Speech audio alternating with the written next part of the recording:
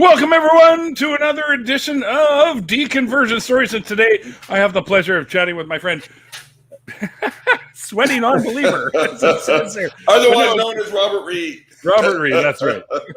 I just looked down and I'm like, oh, yeah, that's right. He's got that in there, so I had to say Oh, that. yeah, of course. Now, Robert, we were talking, I guess, a little while back about you coming on, but one thing leads to another. People get busy, shit happens, and we completely. I'm like, fuck! I forgot to reconnect with them and get them on here, but we made it happen. So yes, we did. It's good to be here, man. Oops, me and my big fat fucking fingers. That's exactly what I say.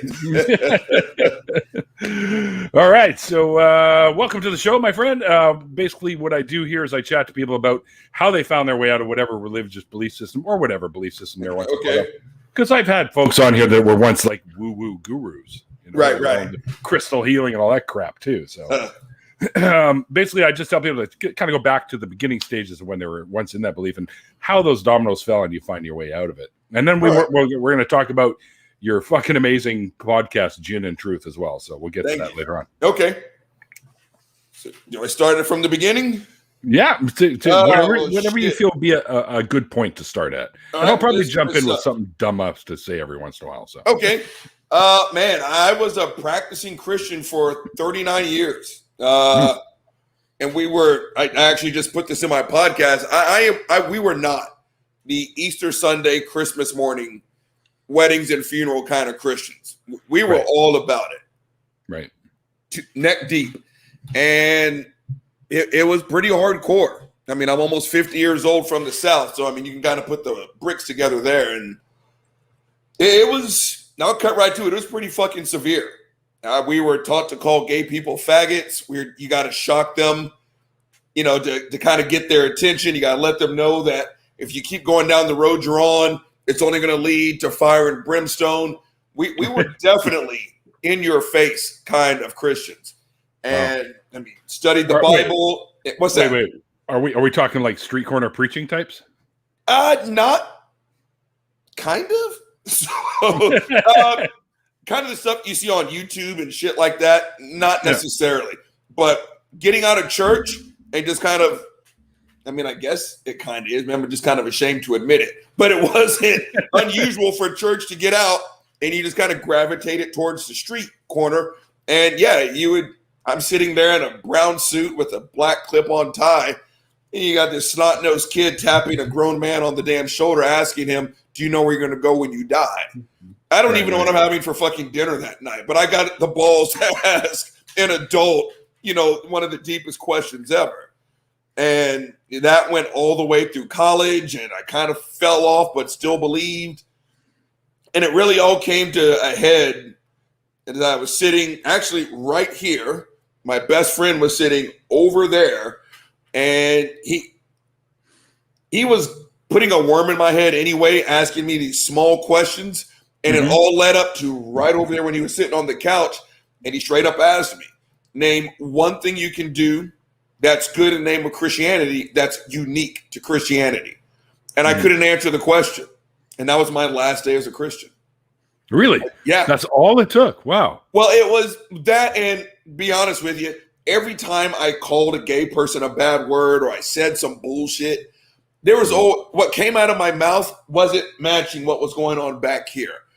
And he goes like, how would you like to be called a name? And I grew up being called the N-word and everything else, but here I am throwing, disparaging comments at other people.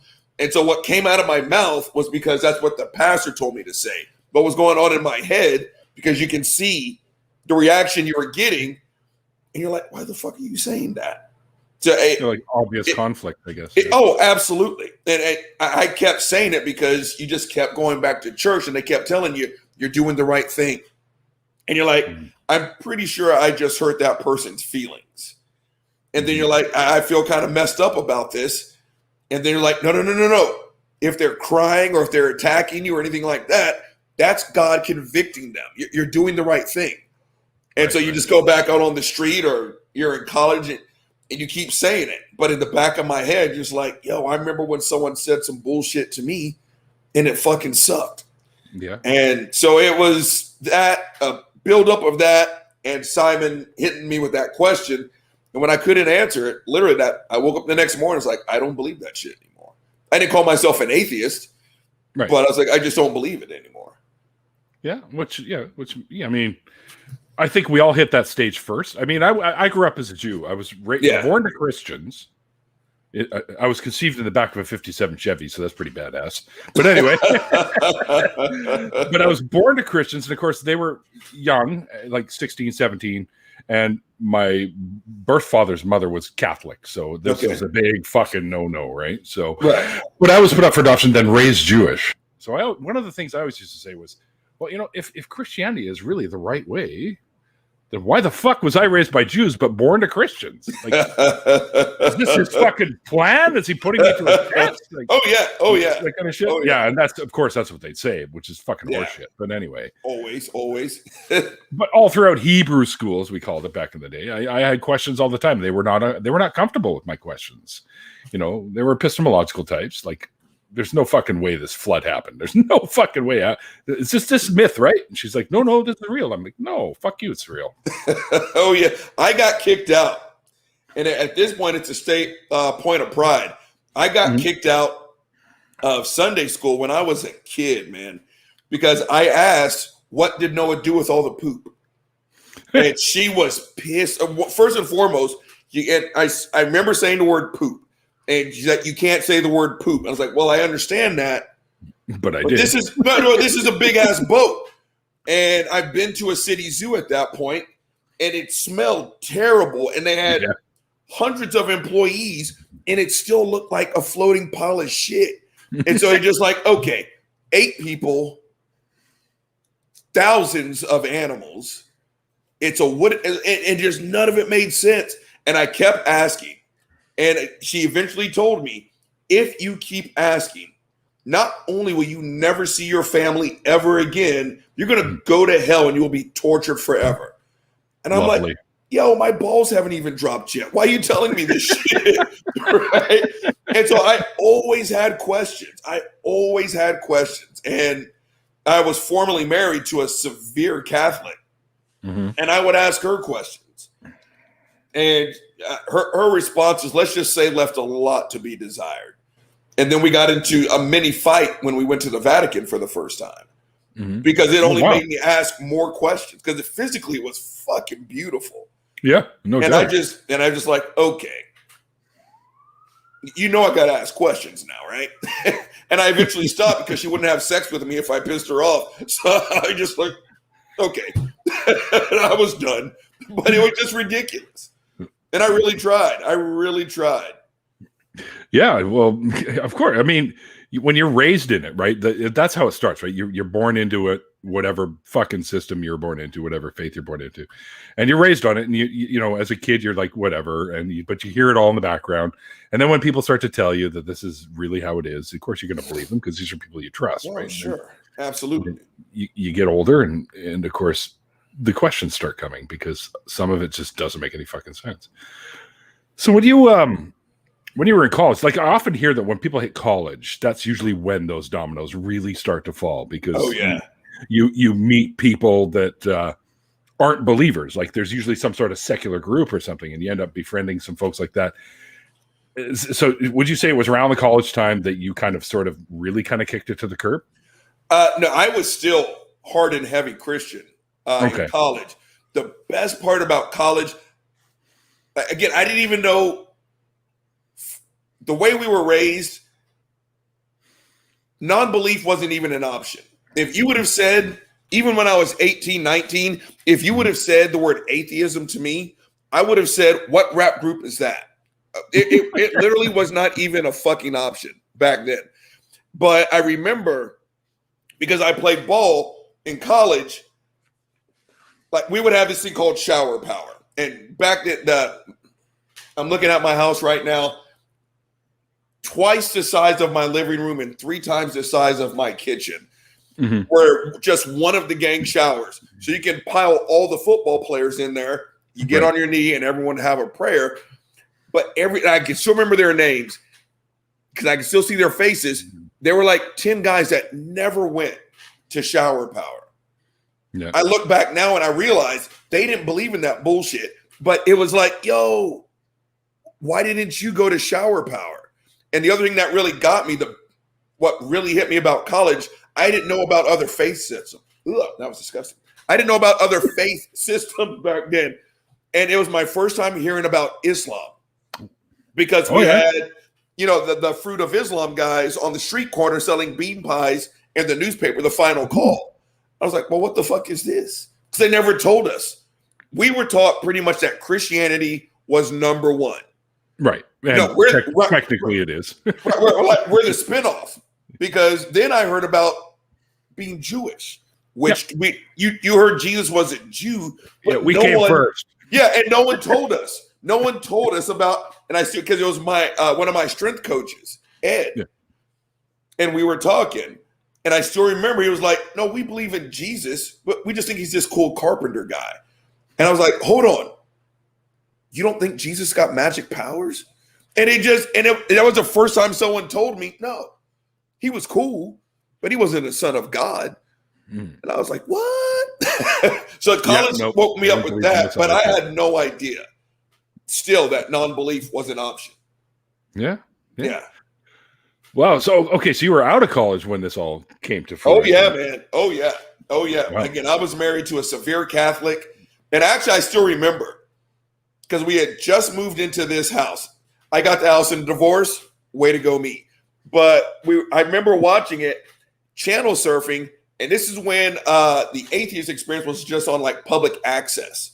Right. And normally I'd be in my study with my big Saints banner behind me, but it's about 105 degrees over there. So I'm sitting in my kitchen, but they had that shitty banner in the back, and it was just like two people literally at like a card table. And I remember seeing that emblem. I was like, what the hell is that? What's an atheist? Right? And I still remember my wife then was like, bloop, and changed the channel. So I couldn't ask any more questions. But I still remember that symbol to this day. And it was one of those things that made me like, what's an atheist? Again, no one told me that non-belief was an option. And I hung on to that shit literally until 39. Wow. Yeah. Wow. Once you came out of it, how did your family react? All right. These are always interesting stories. Hold on. Let's get a sip. Yeah. What was that? What time is it? Well, every time you see the word #coins pop up, that's when you take a sip. That's my drinking game. Oh, no shit. Hey, hit the coins button. My phone makes the Mario noise. Coins. Hold on. So the Mario coins make him hit the #coins. And got it. I got some right here. My family. So my dad, I'm not going to say he doesn't care, but my father has never guided any of our decisions. Okay. His thing was, no matter what you decide, there's always going to be a 5 minutes after. Can you handle the 5 minutes after? Mm-hmm. And so that was kind of his thing. My mother, and I still remember, because actually we were sitting right here. We were about to go to a baseball game. I don't know if I had just gotten that tattoo. Nice. I'm a big guy, and that's a big tattoo. You can't miss it. And so mom sat, and we were getting ready to go. She's like, what is that? It's like, well, that's a symbol for atheism. What's atheism? That means I don't believe in any gods. Uh-oh. I'm trying to remember what happened first. I remember there was a moment of silence. And then she said something along the lines of like, well, I still believe in a God. And I will never forget when she said this. She said, I'm too afraid not to. Wow. And that crushed me. That if I live another 49 years, that statement will always hit me, because I am beyond protective of my mom. And she should have thrown my ass out, because I was mentally ill before it was fucking cool. And so I was like, I wasn't the easiest teenager, but she's been my number one fan since forever. So I've always been her number one fan. And to think that there was someone out there that my mother was afraid of, my first instinct was, I need to kick his ass. Right. And I've always said, if you fart near my mom and you don't say excuse me, it's going to be a bad day for you, Jack. And so I will never forget, because it was like, and I'm sure you've heard it, is like, you need to be a God-fearing person. Yep. And that and in their defense, if you look up the word fear in a dictionary, there's like 8 definitions. The 8th one is something along the lines of, in reverence to. But the first 7 are all, I'm going to beat your ass and type of stuff.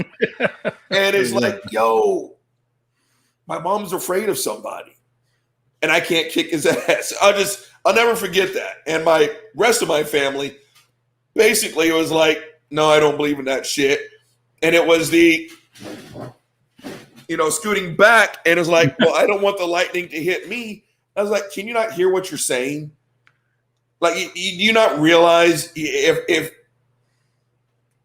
that's an abusive relationship? You mean if I don't fall on my knee, someone's going to strike me with lightning? And so that was my family's reaction. And it was a punch in the gut, I'm not going to lie. Not that they didn't accept me being an atheist, that they would follow someone that their cousin said, yo, I'm not going to suck on his nuts. So here's a lightning bolt for you, kid. So just like that part hurt. I'm not going to lie. Yeah. I mean, it probably was pretty hard to actually talk to her about that, knowing that she would probably react in some fashion like that. And you being as protective of your mom, and I totally get that. I am as well about my mom. That had to be kind of a hard moment. What you were saying, you had that moment of silence. Like, what was going through your head during that? Oh man, a lot. Like I said, you just said me. You'll only have one mom. Mm-hmm. Well, that is my number one girl. Oh well, go ahead. I found my biological mom, so I had she's passed now, but yeah. About that. Yeah, but it was just happened like they were down in Yuma and she was doing a crossword, and I think it was an embolism or something, and and no pain, nothing. So we're at least happy about that. Right. But I saw my biological father, and I still have my adopted mother. So. Okay. Yeah. Well, for me, she's the only mom I'll ever have, and the only mom I've ever known. And again, it was just the God shit. I don't care, because like I said, if she would call to me at 12 midnight and said, there's some guy in front of the house and I'm afraid of him, lock the door, I'll be there in 60 minutes. Yeah. Right. And so it was the one time I couldn't protect my mom. And I just ripped my heart out, man. It ripped my heart out. Because she always protected me, which is crazy. I'm 6'3" and 245 pounds, man. I'm not a small guy. Right? I'm right there with you, bro. My first black belt, I was still an All-American football player, and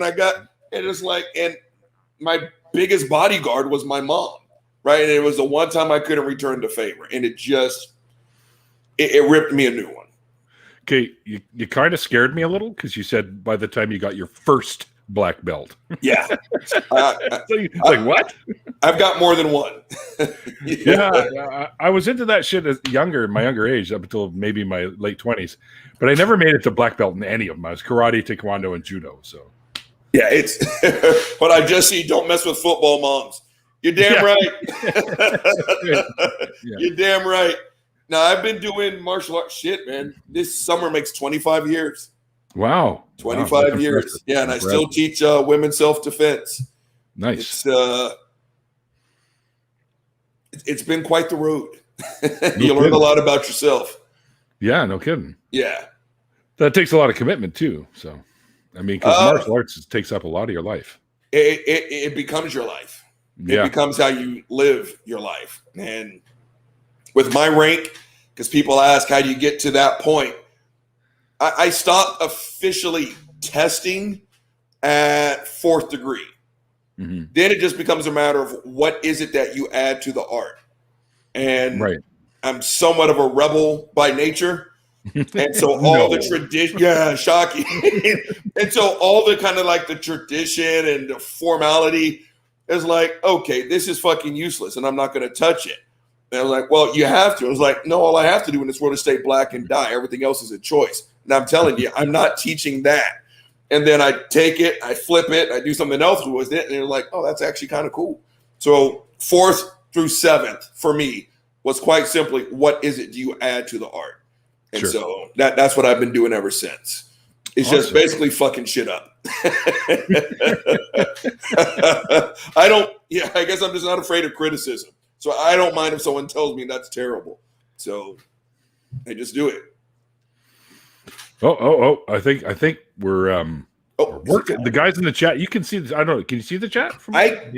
Hold on. I see private chat comments. Oh, wow. Hey, everybody. Yeah.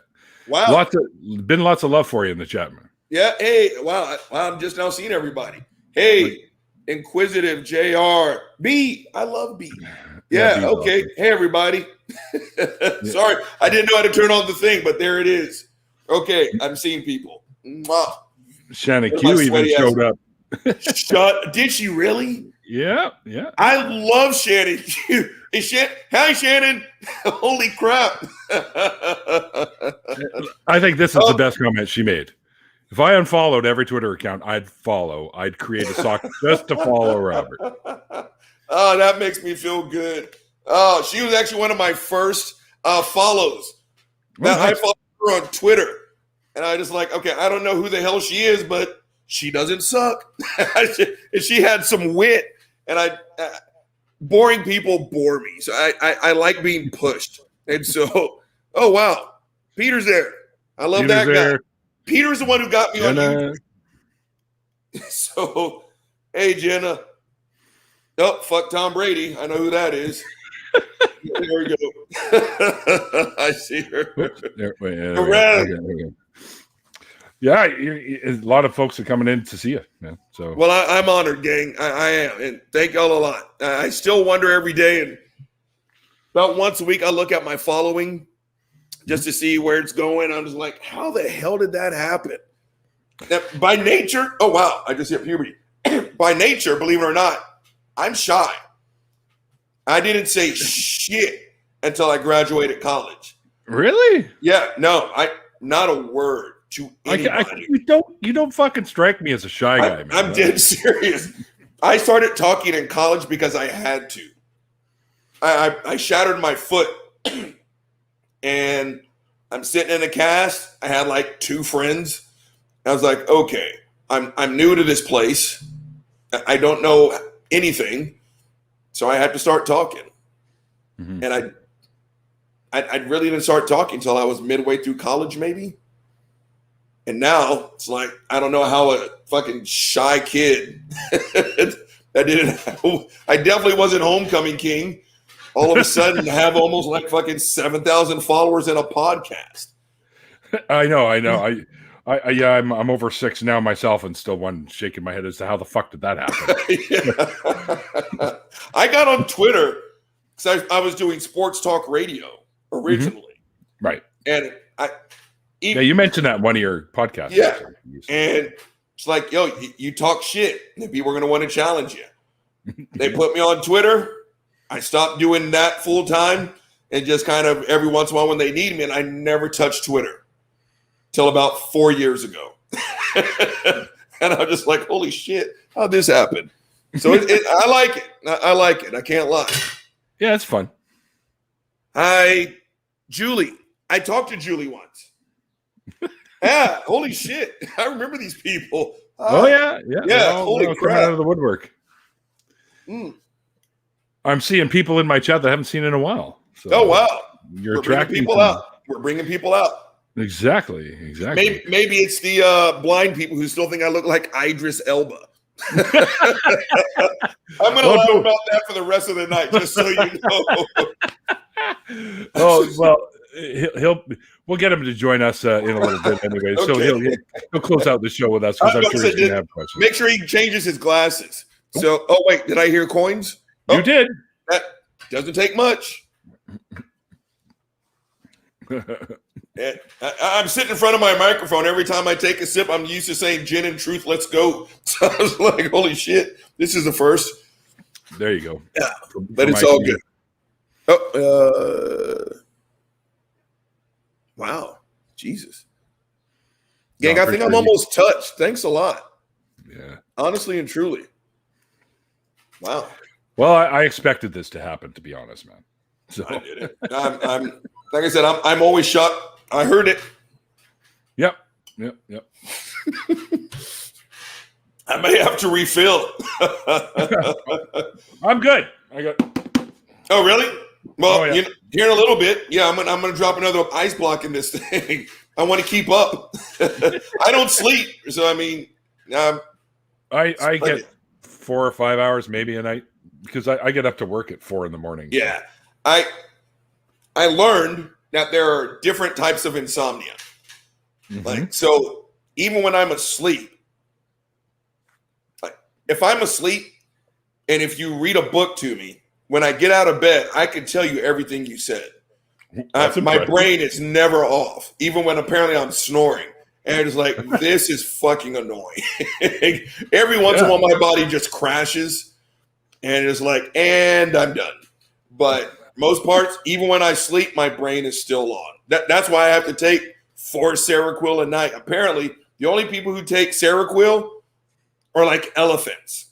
And even then, so it's just like, I got to take 4 Seroquel on top of all the others. You're going to have a prescription for that, Jack. It's and all it does is turn my brain down. And it's just, you're still, wait, Robert needs moonshine. Does gin not count as moonshine? No, gin's good too. Okay, I was about to say, because... Here's a question for you. Oh, go ahead. I often encourage the chat to ask questions if they have them. So, hold on. Did Robert have to convert over?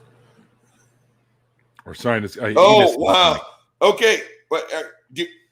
Wait. First and foremost, I don't have kids. At least none that I have to pay for on tax day. So no. But, I always say I don't have any kids that I know of. Yeah, exactly.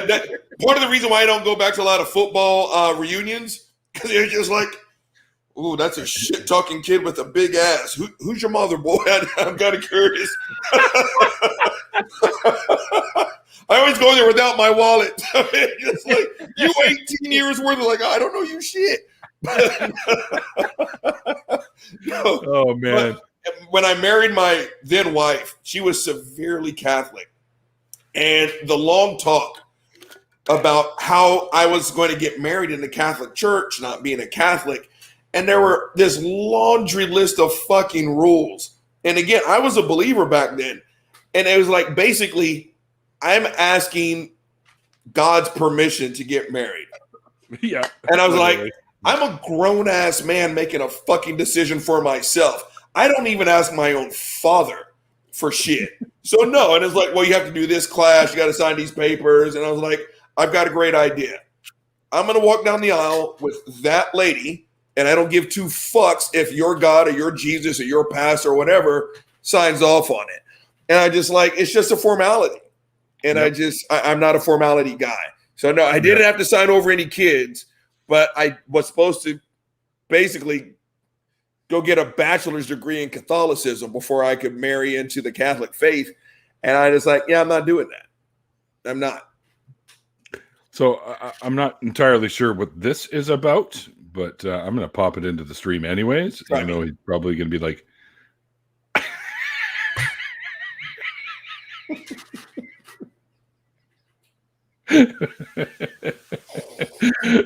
you'll have to have words with Mikey when he comes in here. All right, put that shit back up. Let's take a look here. All right. Let me see if I can see. All right, so we're both black. Definitely not the same nose. Salt I think this is definitely have the salt and pepper thing going. Yeah. I definitely have more bags than he's got. Y'all both big as hell. I'm probably a little bit bigger than Idris. He has hair. I don't really see it. I really don't. I see the salt and pepper thing. I think my mouth is bigger than his. But shit. You got a picture of The Rock? Because I've been told I look like The Rock. Now that one I don't see at all. Idris Elba is 6'2". Is he 6'2"? Wow. He's a kickboxer. I don't know if I don't really see. Maybe if I put on my special glasses, I might see the resemblance. But oh shit! I didn't know he was a fellow martial artist. See, I told you. You was all right. Stop pretending, Idris. I like him. All right, maybe I need to change my handle on YouTube, on Twitter, at Idris's twin. Probably not. No. He's older than I am, isn't he? Is he in his 50s? 72. He's not 72. He was born in 72. Are we the same fucking age? Oh my God. Idris, where have you been, man? Wait, now hold on. This is the clincher. When's your birthday? I'm in February. Oh, I was about to say they are twins. Oh man, did we just find this out on the internet? No, he's separated at birth. Yeah, exactly. He's September. All right. Yeah. Jesus Christ. Okay. I still don't really 100% see it, but I love the fact that he's a martial artist. So I'll find some more pictures. Don't worry about it. Oh, I bet you will. All right. He'll be back in a bit. Sweat. Like, God damn. I'm almost afraid to find out how hot it is in this house. I have an appointment on Friday, and they cannot get here soon enough. Yeah, no kidding. This is not the place. It feels like it. My best friend does not have air conditioning, but he lives in Breckenridge, Colorado. I was there when he signed his contract to get his new house. It was in the summer. Mm-hmm. I needed a sweater. Wow. Yeah. And so I'm sitting here sweating like a runaway slave. And right now, he sent me a video of his place from like 2 weeks ago. It was snowing. Oh, yeah. Well, Colorado, man, it snows there like almost all year round. It's crazy over there. I'm doing this. I heard that. Yep, me too. A trick that we used to do at the restaurant that I worked at is we'd have these big ass fans and we get these gigantic freezer bags, Ziploc bags, fill them with ice, poke a few holes in there, and it blows the cool from the ice into the room. I may need that. Well, here in Texas, it may not work very well because a bag of ice here will last you literally like 5 minutes. The high today was 88 degrees. Oh, shit. Right? And in the morning, it rained, cats and dogs. By the afternoon, not a cloud in the sky, big time sun, and it is humid as shit. I'm looking at Papa right now, and he is surrounded by mosquitoes. So this is almost Louisiana-like weather. This is some bullshit. I got to get out of here. I really do. Yeah. My next move is Colorado. My when I was down there in Texas, it was April, I think, it was for the Faithless Forum, and the last one that they had before COVID hit. Yeah, and it was cloudy and still like fucking a zillion degrees. Was that the shit? Okay, I got to refill, but we're gonna do it. Okay.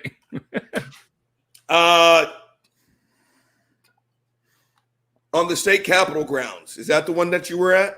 No. Faithless Forum, where we did it it was in Dallas that they held it, but then I was in Austin for like a week and a half after that, right? Hanging out at the ACA, sleeping over at Jamie Boone's place and hanging out with everybody over at Dillahunty's and stuff like that. It was a lot of good times there. I still need to. So the last one I went to, shit. When they handed out the green band, was it like an Atheist Day? Oh, Atheist Day. Yeah. I went there, and that was when I saw my future ex-wife for the first time, Tracy Harris.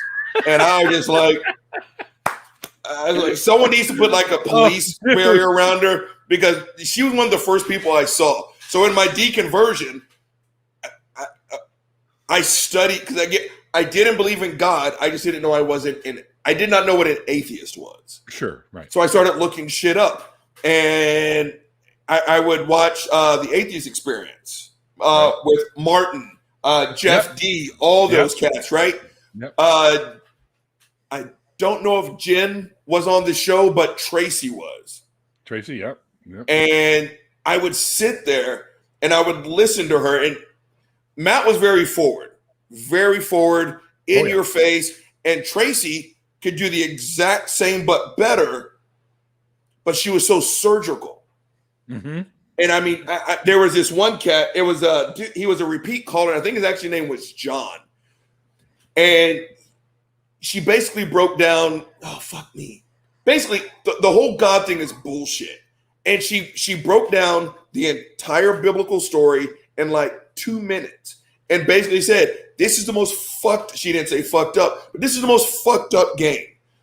right? It's just like it, and she says along the lines of, and the fact that they can get people to think that this is love. And I've always hung some of my arguments. I actually, my podcast today, I said almost the exact same shit. It was just like, under any other circumstances, we would call this abuse. Yes. And when I was on a thread today with Jen with one N, we were talking to a Christian, and I was like, yo, if someone described their relationship with their husband or boyfriend the same way that Christians talk about God, I would not let her go home that night. Yep. I would put her in my car, and I would take her to a safe house. Yep. Because any boyfriend who stands over you with a closed fist and says, oh no, it's your choice. You can absolutely say you don't love me. It's your choice. It's like, then it's not a choice, right? No. And that's pretty much what Tracy was saying. And the real fucked up portion is I've always brought in what I do for a living, because that is exactly what I see. Mm-hmm. And the worst case, and I hope I don't reveal her identity, but the worst case of abuse, at least mental abuse I ever saw, she couldn't pay for the class, but it's like, no problem.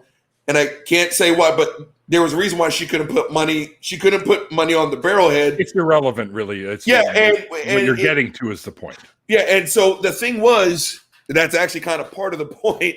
Oh, but when you get in your mind's eye what you think someone who suffers abuse looks like, now you multiply that times 1,000,000, and you wouldn't even scratch the fucking surface on what this lady looked like. Mm-hmm. And I will never forget, her eyes were this big.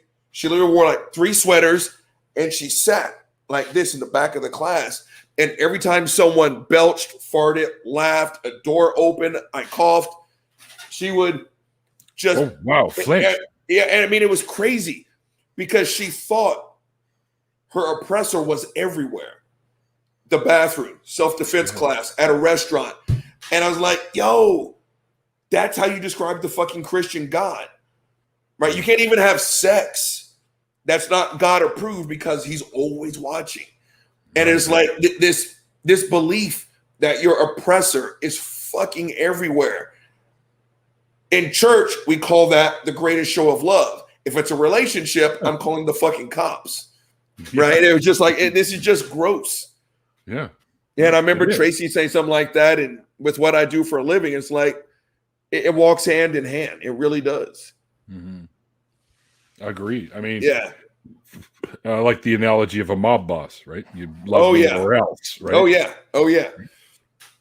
He gives you that choice, but choice again, in heavy quotation. Yeah, and if the choice is, you pay your tribute, or I'm going to break your shins with a mallet, or I'm going to curb stomp you. It's not really a choice.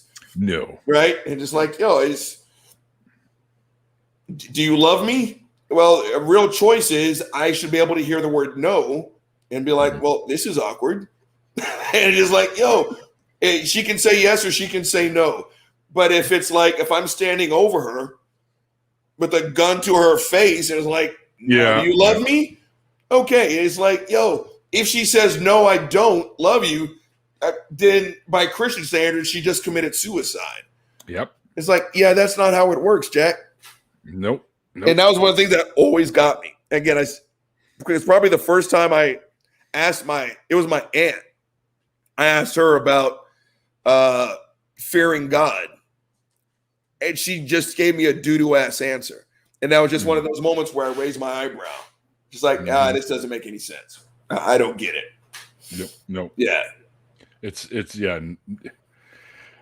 is 100% abusive. Oh, it is. Period.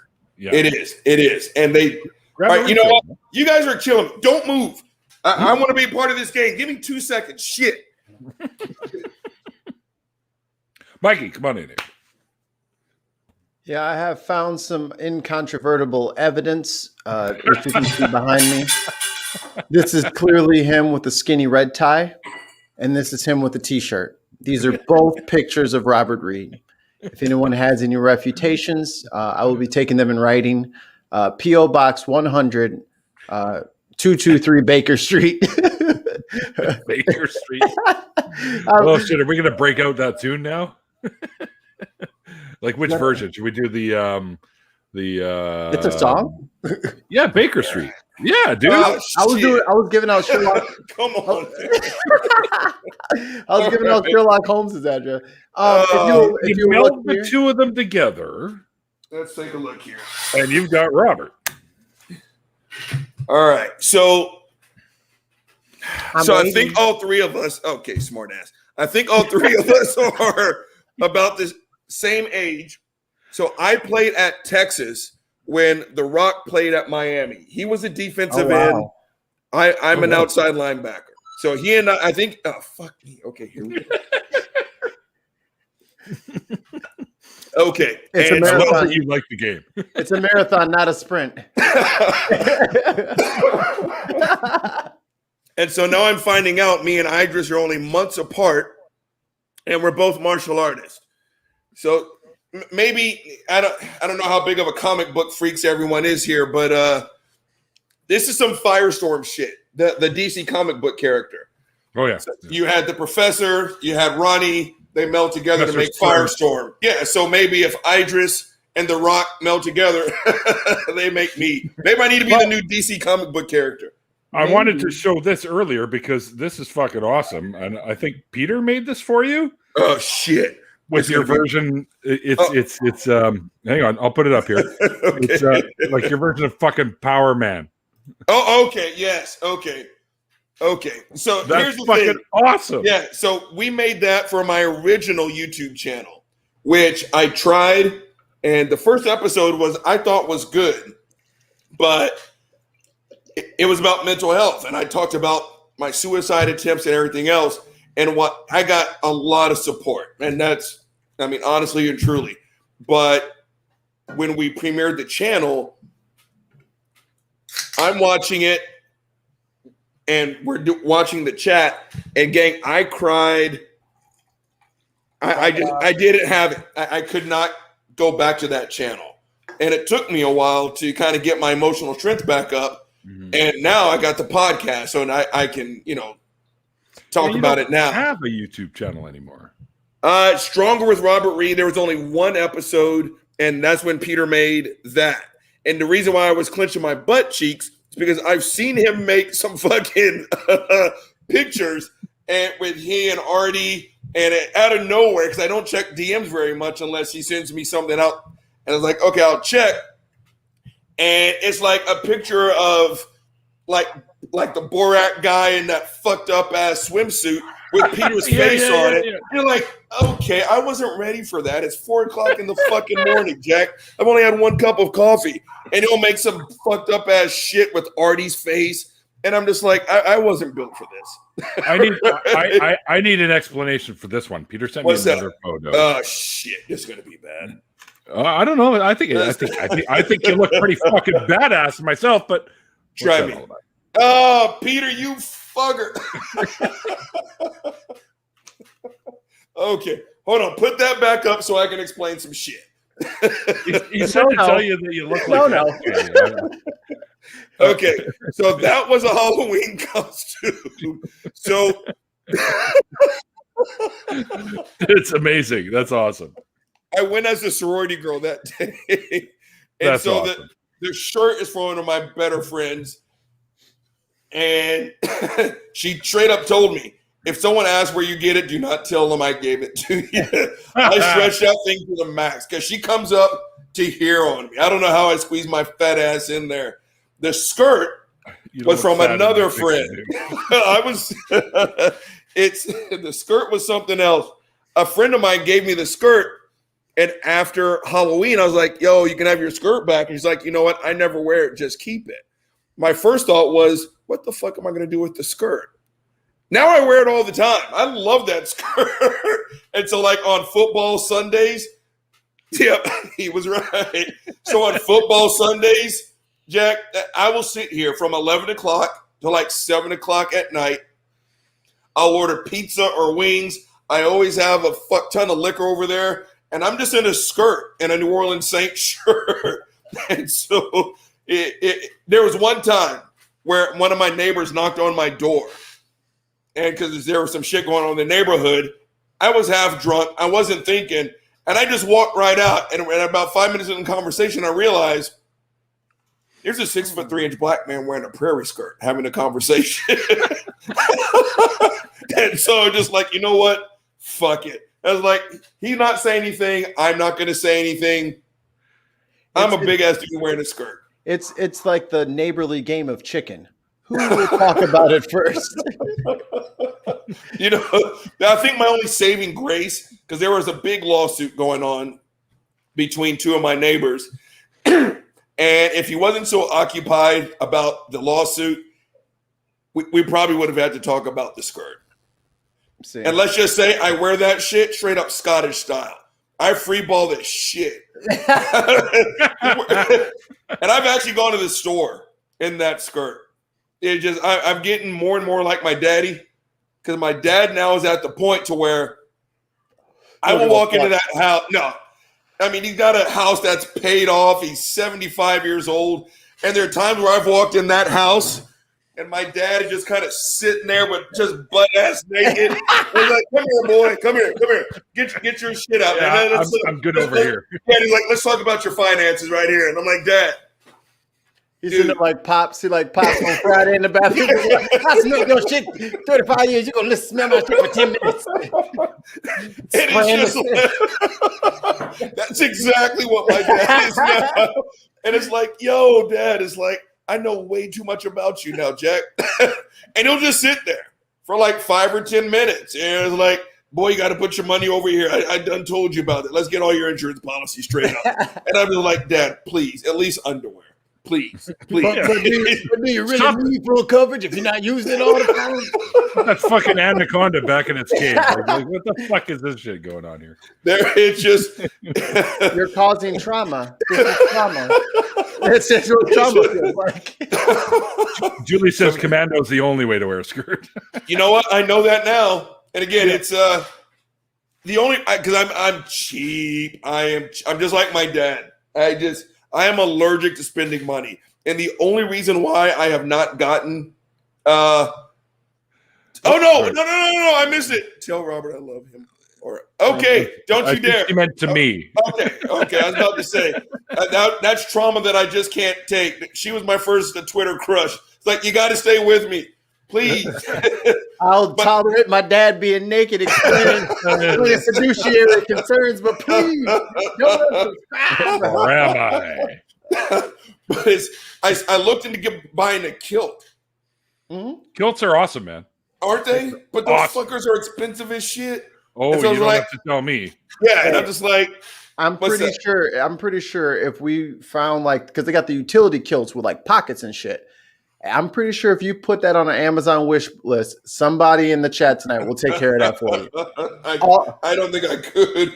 But here's the thing. One of my teammates, he owns a construction business. And he's a big-ass dude. And I remember he showed up at my place of work and surprised him. Like, yo, what's going on? He's about my size. Uh-huh. And it's like, Bobby Reed, I'm outdoors all day long. So he wears a kilt. And it's like, one, who's going to tell him no? Right? He owns a fucking company. He's this big ass dude. And he's just like, he would come home and it's like crotch rot to the nth degree, jock itch every day. That's ass. And you're sweating for a living. And so he was like, fuck it. So he bought a kilt. And now he wears that shit all the time. Yeah. I was like, okay, if he can do it, it's like, if Marcus can pull this shit off, maybe I need to do that shit too. So, dude, go ahead. I was going to say, I'm going to get one too. I had one years ago, but I outgrew it because I'm like you, dude. I'm 6'4", 245 pounds. Yeah. So I'm, I think a bunch of us, and I'll get Aaron in on this too, because Aaron will be into it like that. A whole bunch of us big ass fucking dudes walking around with kilts on. Like, we'll change the world. Doesn't Aaron already have one? Haven't I seen a picture of Aaron already in a kilt? Okay. I don't have I would join you guys. I just don't have the legs. I just don't have the legs for it. You got to have a certain chicken leg motherfucker over here. Chicken leg would imply that I had a fat body and skinny legs. I'm skinny through and through. So gotcha. I got lizard legs, maybe. Lizard. Wow, that's quite the description there. So a couple things before we run out of time here for the first episode. So since you love the Ark stories so much, which 2 animals would you leave off the boat? Oh man, the better question is which ones wouldn't I hate Mosquitoes. I hate turtles. Like if I saw a turtle, I do. If I saw a turtle in the middle of the fucking street, I would speed up, I'd run it over, I'd put that shit in reverse, run it over again, and then park my fucking car on. I hate turtles. I don't know why. I do not know why. But I fucking hate turtles. I do. What about the Teenage Mutant Ninja Turtles? I couldn't watch it. I bullshit you not. So I remember I was on a date a long time ago, and there's this Town Lake here in Austin, right? And it's a beautiful trail. I used to walk my old dog on there like 2:00 in the morning because neither one of us slept. And there's this big ass bridge, and you look over, and I'll never forget it. They were like, it just made my fucking skin crawl. There was like 10 fucking turtles all on the same fucking log, and I was like, we got to go right now. And she's like, oh, no, this is beautiful. I was like, no, we got to go. This is fucking awful. And I never told her. I just said, I don't like it here, but I fucking hate turtles. I would. I hate to break it to you, but turtles can swim. So, I mean, I guess they didn't really have to be on the boat in the first place. But damn, not the turtles. Okay, so it's got to be a terrestrial something, I guess. Something that can't just swim and be like, all right, this is cool. Pigeons.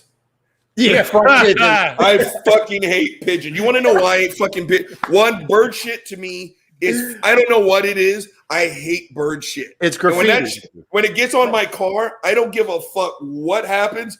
I got to get to a car wash right now. Yeah. And I've seen cars parked downtown Austin like overnight, and it's just, and you're just like, you have to trash your car. That's your only option. And I hope you have good credit. You got to go buy another one. Because if that ever happened to my car, I would. Just right off, Thelma and Louise, right off a cliff. That's your only option. It is your only fucking option. But no turtles, no pigeons, and fuck. I'm sure I can think of a fuck ton more. I'm a weird dude. I hate lots of shit. That's just that was the greatest answer ever. And you were so passionate, like, no, but fuck turtles. Well, we got. Well, they're pigeons technically, but they're the dove type, the lovebird type, the gray one, or sorry, morning doves. Brown ones. Yeah, morning doves, and all day long, all you hear out here is fucking woo, woo, because they're fucking no. You know what it is for me? I think it's because we were raised with chickens. Oh yeah. And who dat? Where you from? Who that say they gonna beat them Saints? Shut the fuck up. You want to mind? Sort of. I stopped watching football a few years back because controversies. Saints are great.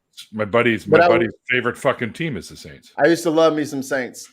All right, so if I wasn't so lazy, I'd get up and show you the Fleur-de-Lis tattooed on the back of my calf. Born and raised on the Saints. I'm from St. Louis, and the Fleur-de-Lis was actually going to be my first tattoo. Yeah? And I wanted it on my inner arm. I wanted a Fleur-de-Lis real bad. Got it. But, oh, man, hold on. I was about to bash that. If I do that here in Canada, they think it a little differently. They think I'm a Quebecer if I do that.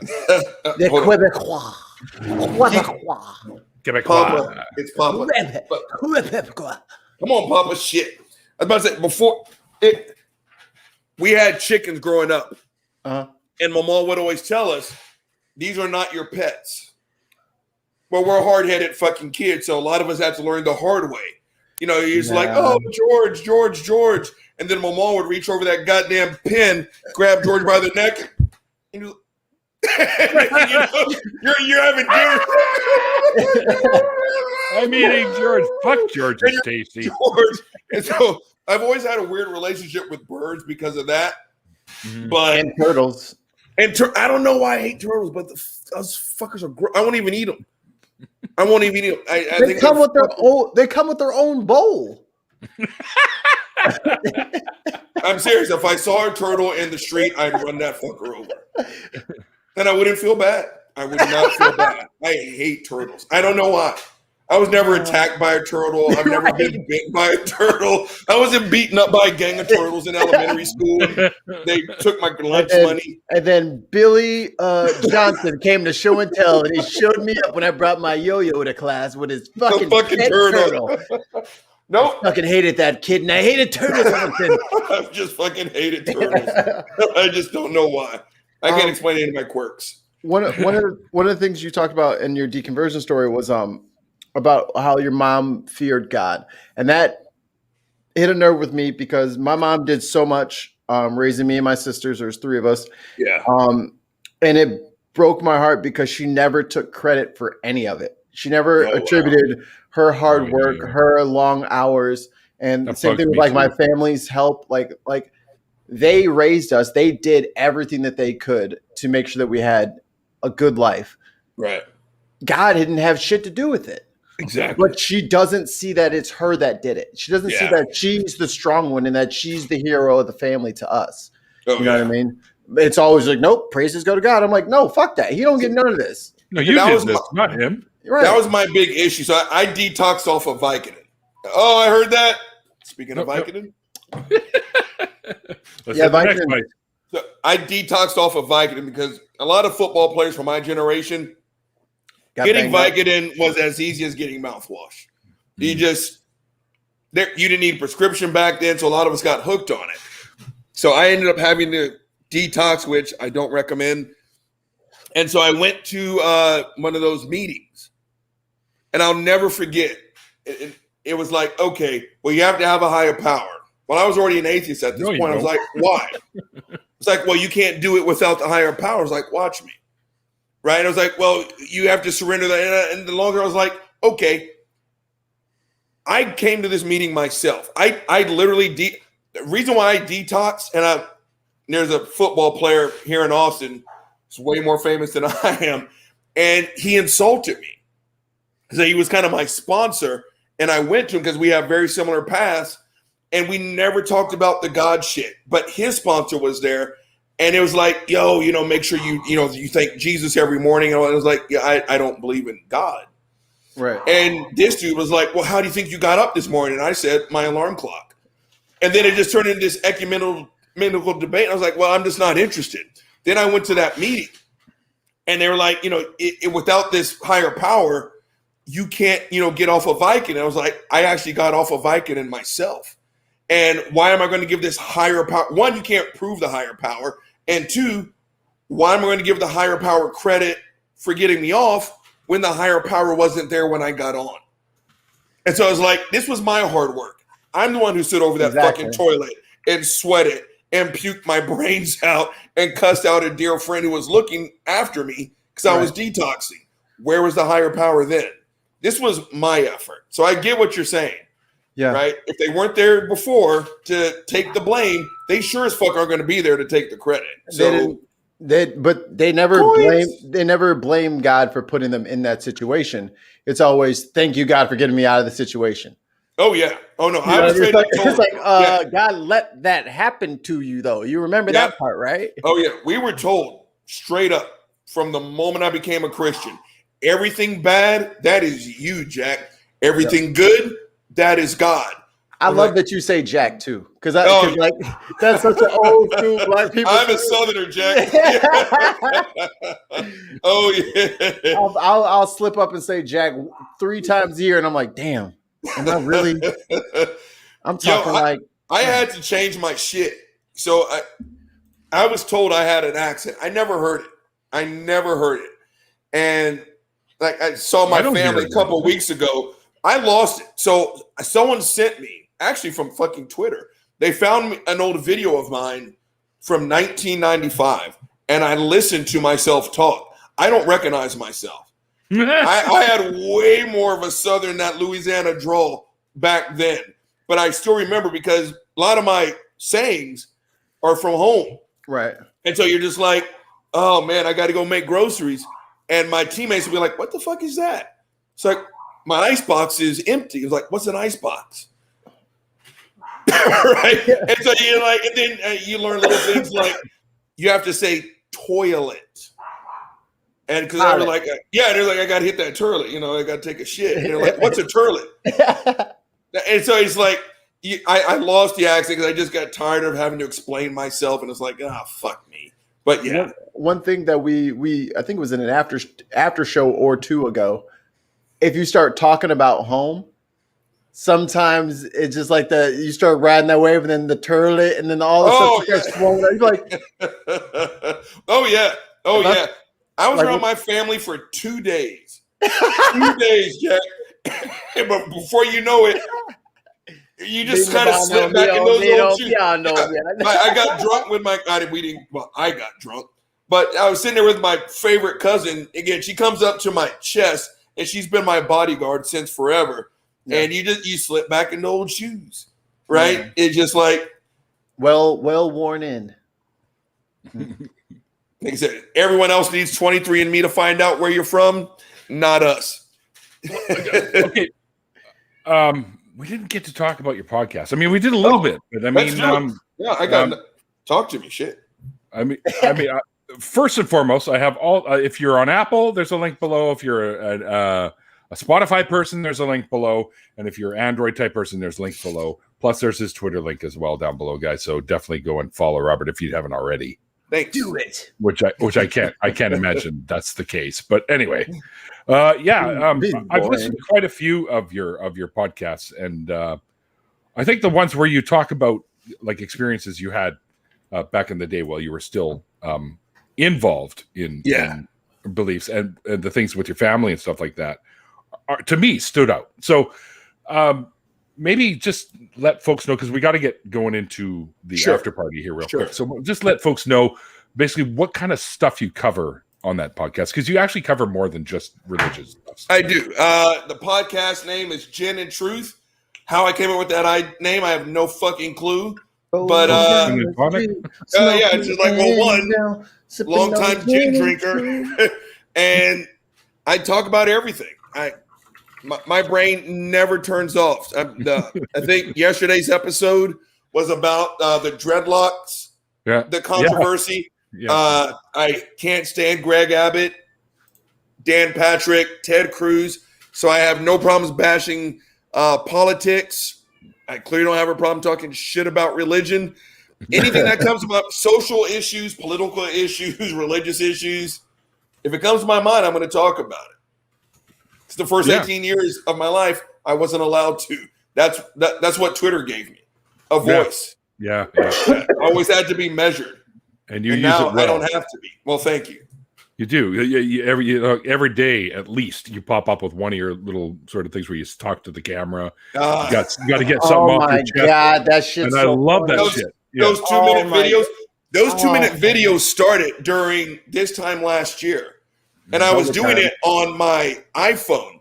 And it was every other word. Yeah. And it was shitty, right? But that George Floyd time crushed me. And that's when I started doing those videos. And then I got an iPad and things turned out better. Yep. And it just became, I didn't know anyone was going to listen.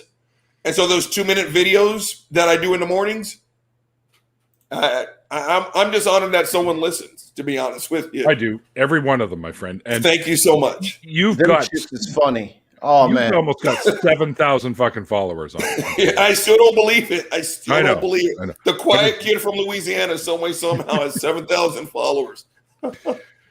Well, we're going to get into an after party, guys. So if you are interested in hanging out with us, let Mikey know in DMs on Twitter or through Facebook. And you can also, if you don't have Mikey on either of those, you can hit me up as well, Twitter or Facebook. And Robert, man, I've been looking forward to doing this with you for quite some time. So it's been a blast. Pleasure. It's been a blast. Thanks for having me. Honestly and truly. And coins. I see. Yeah. Just in case I missed one. I'm glad you approve of the drinking game. Hello. Are you shitting me? It keeps them cool. It keeps them cool. In this weather, yeah, absolutely. It's ridiculous. All right, guys. First of all, everyone in the chat, thanks for hanging out with us. I hope you guys Thanks a lot, gang. Thanks for the support. Thanks for all your questions and your comments and stuff like that. We appreciate it all. Don't forget that Randolph and I are starting up our own call-in show very, very soon called True North Talk. And if you haven't subscribed to the channel already, head over there and do that so you don't miss our launch. There are some funny little videos of the construction of the studio that you can laugh at and point fingers at us and stuff.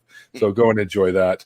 Also, one of the co-hosts, and Mikey's been on the show a couple times himself, the new revamped or relaunched Nonprofits, which airs between Talk Heathen and the Atheist Experience, are one of the ACA shows, which is 3 p.m. Central Time that it runs. I haven't been on an episode for a while because, of course, I'm still dealing with my mom being in the hospital and everything. So very soon now, I'll be back and doing a couple of the upcoming episodes. Also, come watch myself and Andy and Seamus on a little show we do. Coming up this Saturday, by the way, the last Saturday of every month, we do a little show called Atheist Drinking Out Loud. And it's over on the Laughing and Disbelief channel. So you can come on and hang out with us. Robert, I want to talk to you about being a guest on the show after this as well. Solid. Because you're like my God, exact kind of person we're looking for. So thank you so much. And thanks to my amazing patrons, you guys. You guys are awesome. And without you, I couldn't do as much as I do here because this guy here, as amazing as he is, he's pricey as fuck, this guy. So. I'm kidding, man. You give me a bargain, and I appreciate that, my friend, because what you do for me, you'll never know just how much I appreciate you. Never. I love you, Neil. I love you too, brother. And anyways, guys, like I always say at the end of these things, like the late, great Christopher Hitchens once said, it's called faith because it's not knowledge. And we'll see you guys next time. Solid.